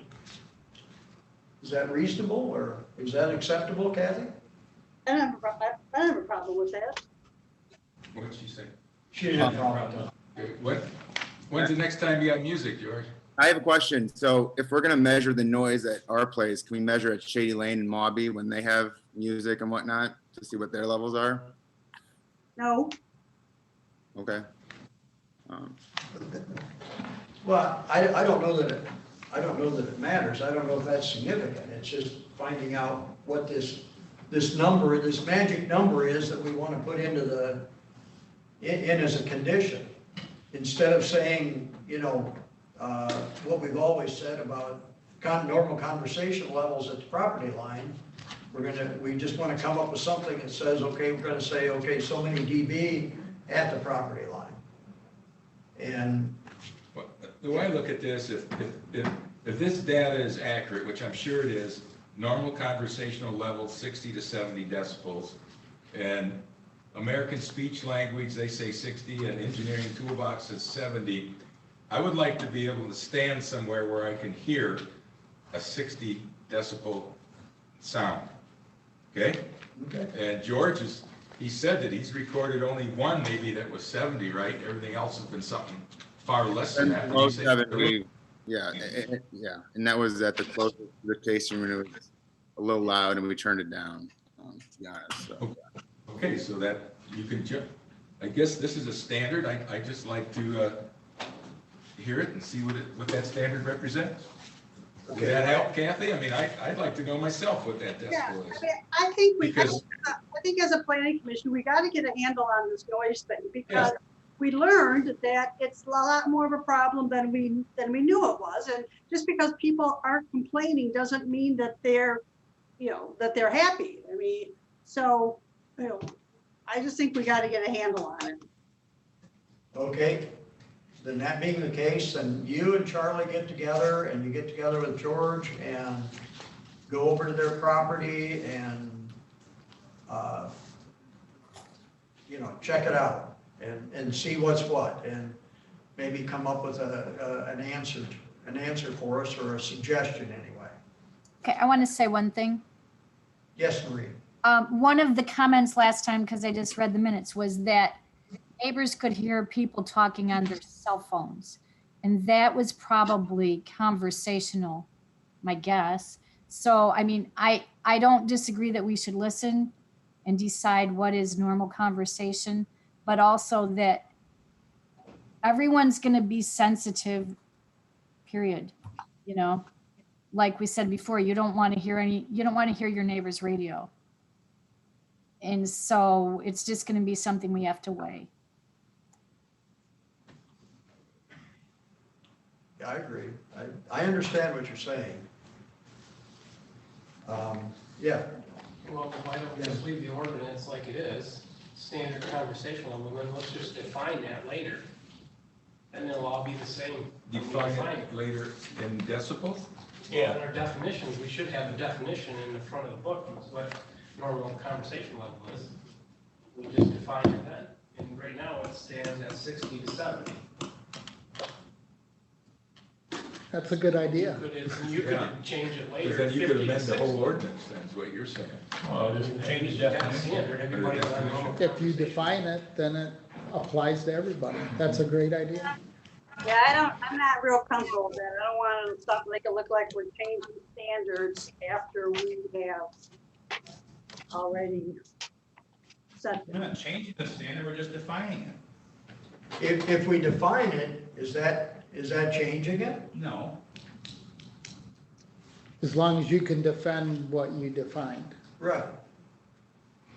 I mean, you can't say normal conversation level is 20 decibels. and defend that. Right, well, we You can't go say to- it's 120. What the records show right now, 60, some people say 60, some people say 70. We can decide this later who we want to believe and put that science in there. I think that's reasonable. Are you saying leaving it normal conversational level, or are you gonna say Yes. in between 60 and 70? What do we got? We just got normal conversation level, Right, right? leave it as it is right So now. you're saying keep it as it is, Yes. but amend it. But I think I'll it would be good for you to do the research that you talked about Well, doing. yeah, I think it's worth the Yeah, research to yeah. do. Yeah, I But think the so. long-term solution is what Dennis mentioned, and that's a good long-term Yeah. solution. But you gotta come up with a number. If you wanna, if you and Kathy wanna go and do this, that's fine. I think it'd be good. But, I think Dennis has a very good point too. In what he's saying. I agree, you know. So I guess, if you two are in agreement to go do that, then I suggest, go ahead, you take care of it and then report back to us at the next meeting. And then we'll go from there. You good with that, Kathy? But in the interim, can we approve it? Okay.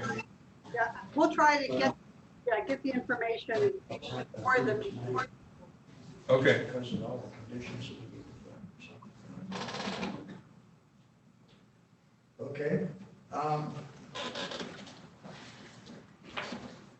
Okay, any other, Steve, do you have any other questions? No, On conditions? we'll just plug in the speaker direction in the conditions that we've used before, and then we'll have that ready for you to go right down the list at the next meeting. Okay. All right. If that's acceptable. I guess I'll make a motion to, postpone public hearing until, You can close the public hearing. Table it? we can't table it. So Steve is gonna come back with language for us for next month Right. to approve it. Yeah. You're So saying we're that gonna- is the right word? You're recessing it, and adjourning means you're stopping it. So you're recessing it to the next month. Recess. Okay, that's correct. I've heard several versions of this, so it's whatever, but, until the next meeting. And then Steve can bring conditions back to us and we'll put them all together and get this cleaned up and done. So can I have a second? You support it, Gary? Okay. Any discussion? All right. Since we're gonna have to kind of go semi-sort of roll call. Dennis, yes or no? Yes. Yes. Jeff? Yes. Gary? Yes. Yes. Kathy? Marie? Yes. Kathy, are you there? Yes, Yeah. You say yes, okay. We finally got it. All right. So, George, we'll get this all put together and our meeting will be the first Thursday of next month. And we'll try to get it wrapped up by then and put it all together. So I'll just wait for a call from Charlie or Kathy or what? Right, yes, yeah, they'll contact you, yeah. What's the easiest way to get a hold of you? I mean, 8 to 5 up there or what? Yeah, it's fine. I'm here every day, so yeah. Oh, okay, just go right up to K&K and then set up something with you? what Because I are, just live off Fort Road. Or we could set up like a time. Yeah, what are the times that you have the music then? yeah. 5:30 to 7, Thursdays and Saturdays. You have it this weekend? Yes, Okay. And what days were those again? I didn't hear that. Tomorrow. Thursday and Saturday. Thursday and Saturday? Okay. Can't be, well, today's Thursday, that answers that. Okay. You can't have it. All right, Kathy, we'll talk. You got a date Saturday. You got a date Saturday night, Jeff. Okay. Now I want dinner, Kathy. Yeah. Hey, Steve? Okay. Steve? Yes. Do you have a list of conditions 4 wineries that you put together for one of our earlier applications? Yeah. I thought- Yes, and I did, what I sent you actually has has those standard conditions in it. And it has everything, all the list that you've compiled already, that's all here? I believe so, yes. Okay, all right. I thought we had a standalone list of things that we were considering. Okay, thanks. Okay, continuing on. We have a public hearing, a request from TART Trails, Leland Trail, to amend their special use permit to construct an off-road parking area at the Shady Lane Road Trail Crossing. The request is to construct a 10-car parking area as an accessory use at the trail crossing at Shady Lane Road. Steve, do you want to? Yeah, real briefly, this is another one that we've been in discussion since April on. It got caught in the COVID thing, and so I apologize for, I mean, we all apologize for the delay. This would be an amendment to the Leelanau Trails special use permit that was done in I think 2005 or 2003. And so it would amend that existing special use permit to add this parking lot.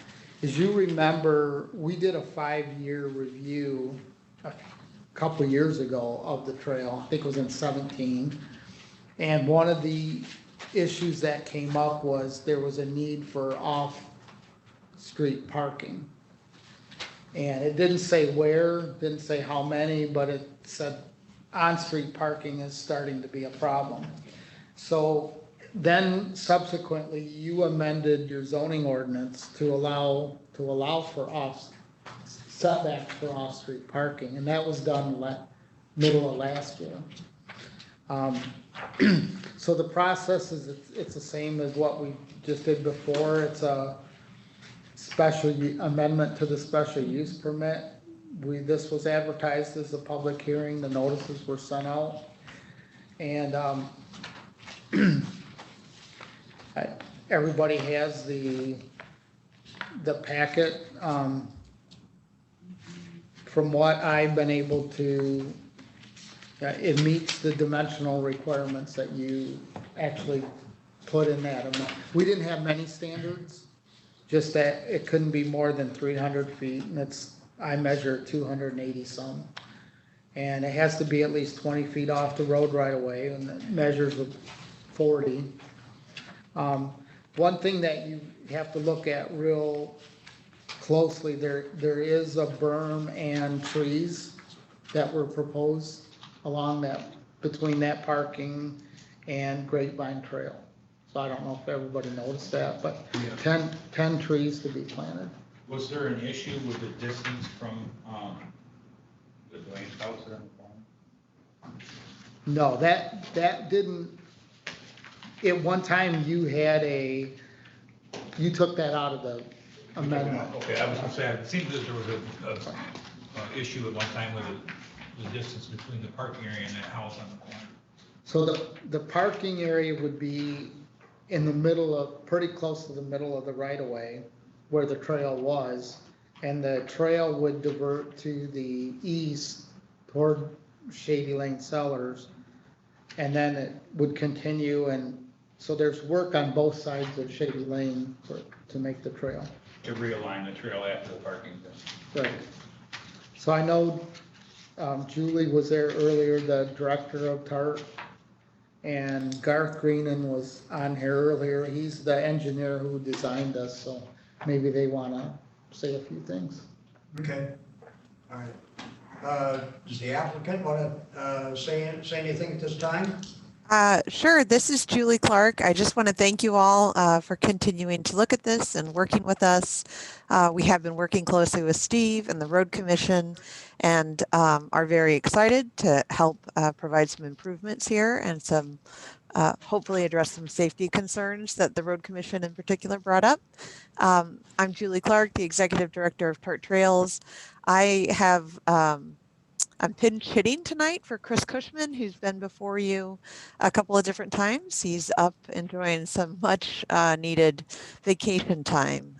So if you have detailed questions on design, I'm really happy that Garth is here. Garth Greenan did the design for TART. He's a former Grand Traverse County Road Commission employee. He knows what he's doing, and we're very grateful for his support. So thank you again for taking this up tonight, and happy to answer any questions. Thank you, Julie. Any questions on anything for Julie? A long time ago, I thought I heard someone say, is there a porta-john here? Or will there be a porta-john? Did I hear that before? Hi, this is Garth Greenan. There's no porta-john shown on the plans or indicated as part of this parking lot construction. I can't hear you, Garth. Okay. There's no porta-john planned as part of this project. Okay.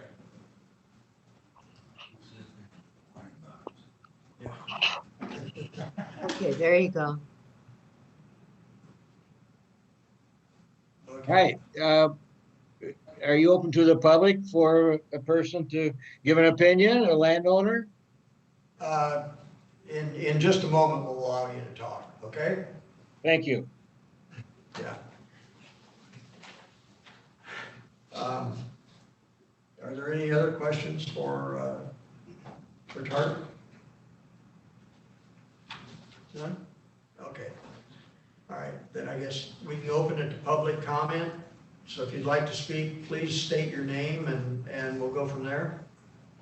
I'll be the first to speak if that's okay. My name is Bill Stoughton.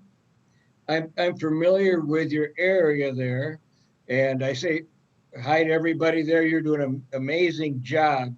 I'm familiar with, as Mike Parks knows, the Shady Lane properties. I have some acreage on the northeast corner of Shady Lane in the trail. And the way I understand the layout, I have some limited input on that, is that the parking lot is going to be on the south side, and you want to adjust the trail that's contiguous to my property.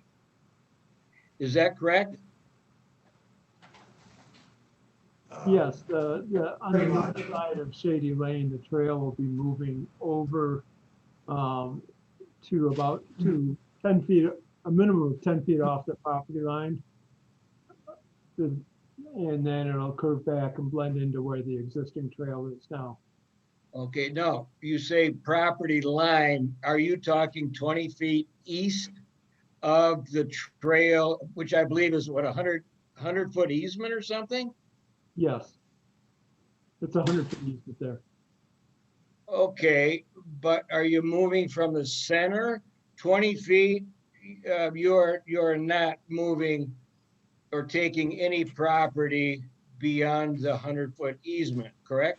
That's correct. That's correct. There's no new property acquisition, and everything that we're doing in the existing 100-foot easement. Okay. Hey, it all looks good, man. You guys are doing a good job. I wanted to show you some wine I still have because I love your area. You know, you guys been working your ass off, I know, but I've got a. Larry Mulvey made me a 95 Brut. Hey, it's probably spoiled, but it's near to our hearts. And then this is he made it for Shady Lane. Then here's a Pinot Noir, 1995. I drink a lot of wine. Larry made that for us. Probably the best Pinot Noir I've had from Oregon, California, and everything. You guys keep going, doing what you're doing. Okay, thanks, Bill. Hey, good to talk to you. So long, guys. Yeah. Okay. Is there any other public comment? Obviously, or do we have any phone calls or anything? None? Good. Do you want to restate the phone number? I could, yes. The phone number to call in if you have any comments is 231-256-8109. So if we don't Answer do me one anything- question, because there's no north arrow on this, so help me understand which way is north on this drawing? It's up. North is Oh. up. North is up with Yeah. that one? And that So one. then, this is going on the south side? Yes, of correct. Shagley. Yes. Okay, thank you. Okay.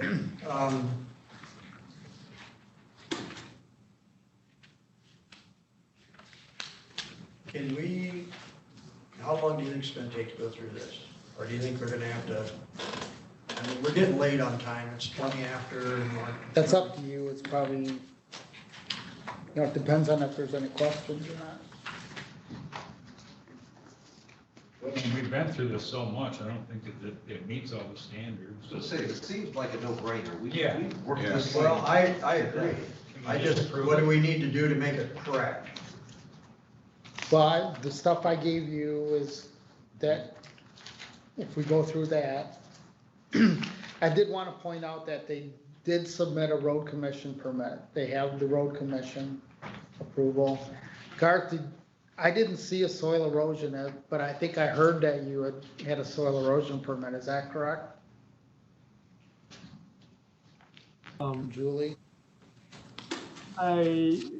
I think Chris was working on that. I don't know the status. I haven't been directly involved in that portion of it. So that could be you know, that's a condition. Well, it's a condition, yeah. Yeah. So, you know, I guess there's not many findings of fact, but a special use was issued in 2005. And the recent 5-year, we do a permit review every 5 years. And it identified that off-street parking was needed. So just, does it meet the overlay zone requirements that you guys established last year? So it says, the normal setback is 40 feet. But in order to accommodate accessory uses, the setback for approved trails crossing a public road may be reduced to a minimum of 10 feet within the first 300 feet in either direction from the center line of the public road right away. And on the south side, it's slightly less than 300. And on the north side, it's a little over 100 feet before it's back in the center. So it meets that requirement. And it, Well, yes, Beck, I'm sorry? can we just make a motion to approve the amendment without having to go through it? I can read. We've read them, we've been through them how many Okay. times, seriously. Save Steve some time.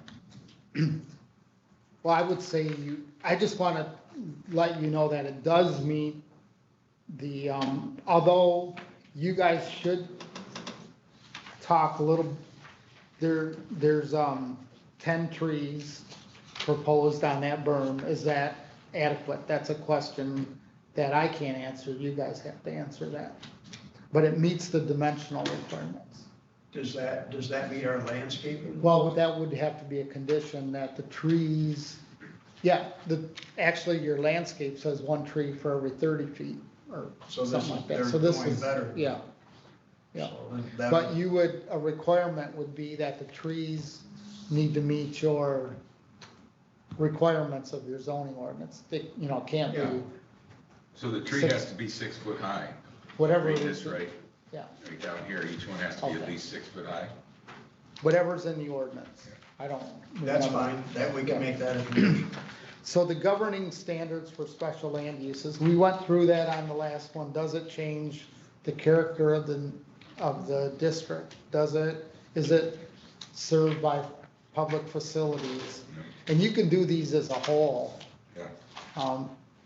Does it affect the natural environment? Does it affect farmland? Does it protect stormwater runoff? Well, that's if the soil erosion officer Right, issues that's a up to permit. soil erosion off. And then it talks about screening, so there's screening again. Is the screening sufficient? And then there is no lighting, a sign. I've been talking with Chris about a sign that would meet our ordinance for that location. It's not on the thing, but that's something we would handle administratively. And it does meet the district requirements. And then they would have to get any and all permits. So possible conditions that I have, you'd want to make sure all the there was a lot of conditions on the old permit. It had to do with site distance, and so that would need, any previous conditions would carry over. Has to meet all applicable requirements of county, state, and federal statutes. And then maintain the buffering shown on the plans. And then we should add, and buffering shall meet the landscaping section of our ordinance and shall be maintained. And be maintained is critical. Right. So do you want Steve to do a write-up on this one for us to approve next month? Just like we're doing on King. But I think, The conditions or? but there's only just go 3 with a couple conditions. So I conditions? got 3 conditions. Can we approve this for those 3 conditions? Was it Kathy? Said something? Steve, if there's no lighting proposed, then is there any lighting that's going to be allowed, or are we going to have something, a condition that says no lighting? Or is that something we're, There was no lighting. I think that's one of the things, if it's not shown on the site plan, it's not part of the project. Does that make sense? yeah, it makes sense. I just want to make sure that there isn't going to I be. mean, And there's no I will put that as a general finding of fact. There was no lighting. Okay. They can always come back and request to have lighting put on it.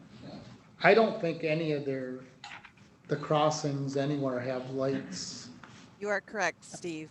No lighting proposed, and we don't have lit trail parking lots. Right, yeah. And the individuals on, is it Grapevine Trail, did they get notice of this hearing? Yes, everybody on Grapevine Trail, and some of the names that were mentioned were here earlier. They're still on. They're still on, okay. At least one of them is. So yes, everybody, even further than, anybody on Grapevine Trail got a notice, even if they were more than 300 feet. Okay. Everybody on Grapevine Trail. And Steve, what's your concern about the berm? Is it that it's? No, just Go ahead. that the trees meet our zoning ordinance. That's just a stipulation that the tree size has to meet our zoning ordinance. Right. And the berm, the 3-foot high berm, that's going to be able to, that'll be there and meet, Cars are that'll fit in there? Bicycles. The engineer says it's gonna fit in there. All right.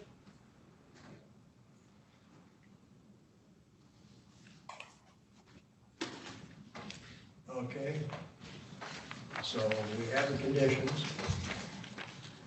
So if you're so inclined, you could approve the general findings of fact, approve the findings of fact related to special land use permits. And then there could be a motion to approve with conditions the amendment to the Leelanau Trail special land use permit to construct a 10-space parking lot at Shady Lane Trail crossing as shown on the site plan dated January 21. And authorize me to prepare and execute that special use amendment. Can we do that all in one motion? Or do we have to do it separate? I think- I'll make the motion then to approve with conditions an amendment to the Leelanau Trail special use permit to construct a 10-space parking lot at Shady Lane Crossing as shown on the site plan dated, what was the date? 1/21/2020. 1/21/2020. This decision is based upon an application, site plan, public comment, and findings of fact. Authorize the Bingham Township zoning administrator to prepare and execute the special land use permit once required conditions have been met. We also need to approve the And- general findings of fact as presented. All right, and And the findings of fact related to special land use permits as revised. Or you could just say it meets. It means something, Okay, do I have a second? Second. Dennis, seconds? Yes, Second? Yeah. Dennis, Oh, thank you. okay, so any discussion? Yeah. If not, Dennis, yea or nay? Yay. Jeff? Yay. Gary? Yes. I'm yay. Marie? Yes. Yes. Kathy? Kathy Jazinski? I heard you. She turned her light on. Yeah, turn the light on so we can see her now. Yes.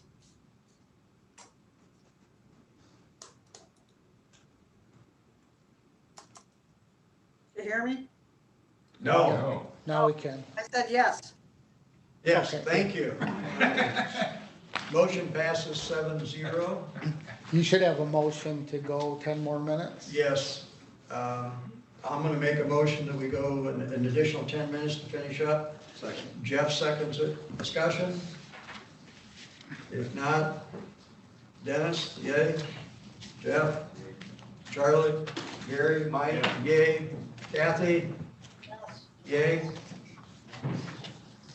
She's not listening. Marie? Marie, yes. Yes? Okay. Kathy? I said yes. Oh, thank you. We're not hearing you. We're not hearing you. I was screaming Okay. before. Passes 7-0.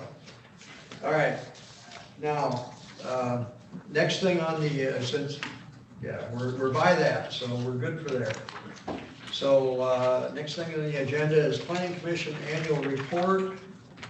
It was in the packet. Does anybody have any comments or questions about it? If not, we need a motion to send this to the Township Board. Correct, Steve?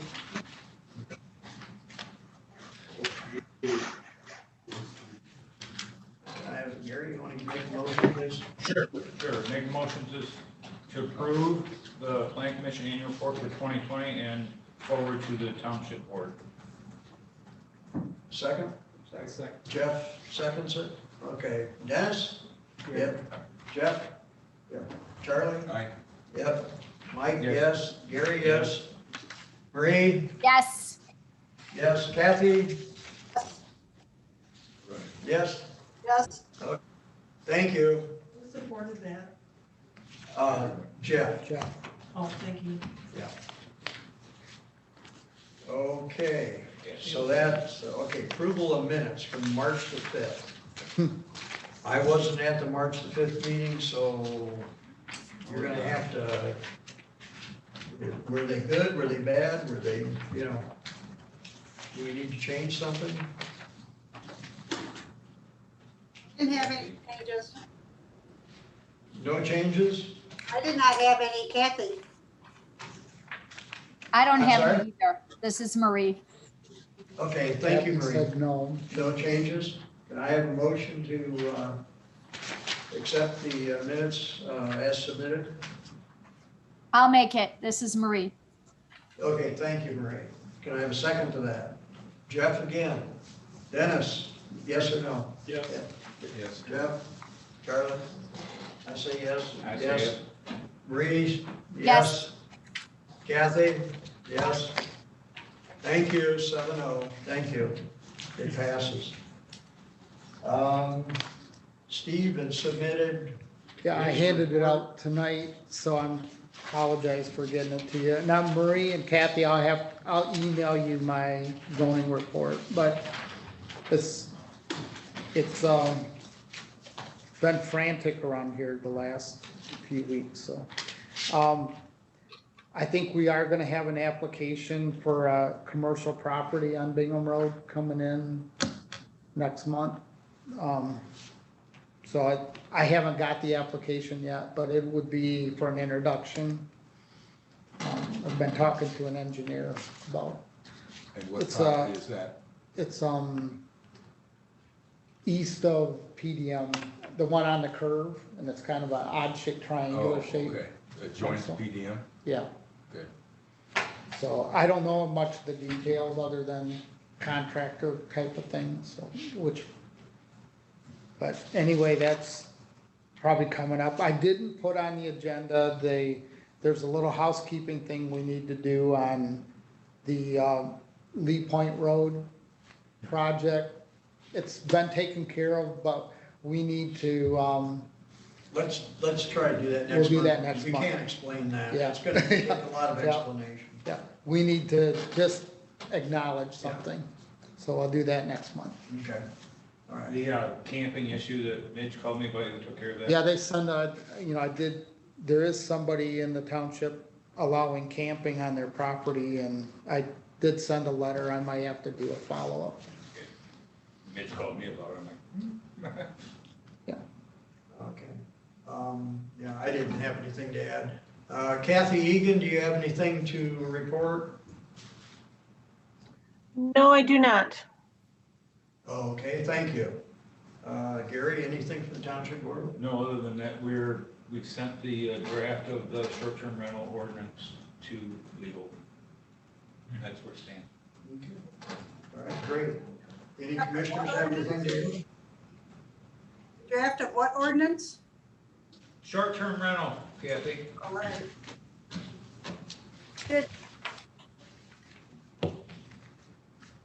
the board get our information for the master plan? Not yet, Kathy. That memo has to go back before the planning commission one more time because it was never fully, I think we didn't have a quorum the time that was last on the agenda to send to the township board. So that vote still has to happen. Let's put that on the agenda. There was a quorum. Yeah. There was a quorum here. Can we do the vote right now, to just vote? What was it for? Do We're supposed to we send. want to do that now? I thought we Well, there made was a changes and sent that on. Yeah, we made changes, but it did not get sent on. Okay. It was a minor thing, but you did have a quorum there. It's something we have to do. We'll do it. Let's put it on the agenda for the next meeting, okay? We can take care of this housekeeping, get rid of some of that stuff. Okay. I don't think we have anything else. We don't have any public comment, I don't believe. I don't see anybody else on the screen. Anyway, I ask for a motion to adjourn. Jeff, second? Here, Dennis seconds it. Dennis, yes? Yes. Yes. Charlie? Yes. Yes from Mike? Yes. Marie? Yes. Yes. Kathy? Yes. Thank you. 7-0. Thanks, everybody. Thanks. Hey, Bye. Kathy, since